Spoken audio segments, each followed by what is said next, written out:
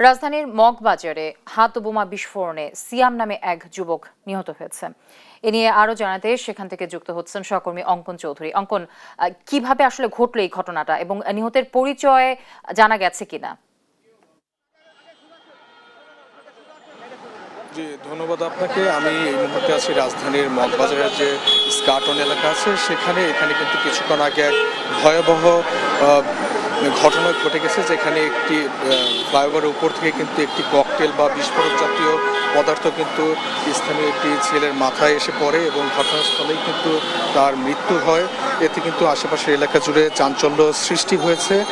আমরা প্রত্যক্ষদর্শীদের সাথে কথা বলে যেটা জানতে পেরেছি যে বিস্ফোরণের শব্দ এতটাই তীব্র ছিল যে আশেপাশের দোকানপাট এবং আশেপাশে কিন্তু কেঁপে উঠে। অনেকেই প্রথমে বুঝতে না পারলেও কিছুক্ষণের মধ্যে কিন্তু দেখা যায় যে সড়কের উপর রক্তাক্ত অবস্থায় পড়ে আছে এই যুবক।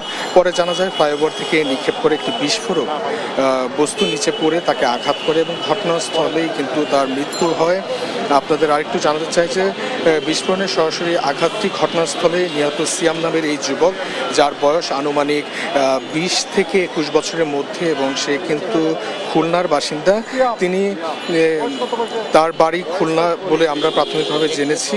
প্রত্যক্ষদর্শীদের ভাষ্য অনুযায়ী বিস্ফোরণের পর সিয়াম গুরুতর আহত হয়ে কিন্তু রাস্তায় লুটিয়ে পড়ে এবং অল্প সময়ের মধ্যেই তার মৃত্যু হয়। স্থানীয়রা দ্রুত এগিয়ে এলে বিস্ফোরণের তীব্রতার কারণে তাকে বাঁচানো কিন্তু সম্ভব হয়নি। ঘটনার খবর পেয়ে কিন্তু দ্রুত ঘটনাস্থলে পৌঁছায় পুলিশ এবং আইনশৃঙ্খলা বাহিনীর একাধিক ইউনিট।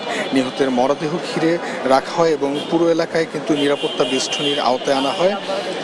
আমরা এই জায়গায় আরও কথা বলে জানতে পেরেছি ছেলেটি মূলত একটি চায়ের দোকানে ছিল এবং তখনই কিন্তু ফ্লাইওভারের উপর থেকে বিস্ফোরণে ঘটনাটি ঘটে। তো আমরা স্থানীয়দের সাথে কথা বলে আরও জানতে পেরেছি যে এই জায়গায় কিন্তু এই ঘটনাটি এই প্রথম না এবং এর আগেও কিন্তু এ ধরনের বেশ কয়েকটি ঘটনা ঘটেছে। তবে এর কারণে কিন্তু কেউ আহত বা নিহতের ঘটনা ঘটেনি, এটি প্রথমবার। তো এই ছিল এখন পর্যন্ত আমার কাছে সর্বশেষ।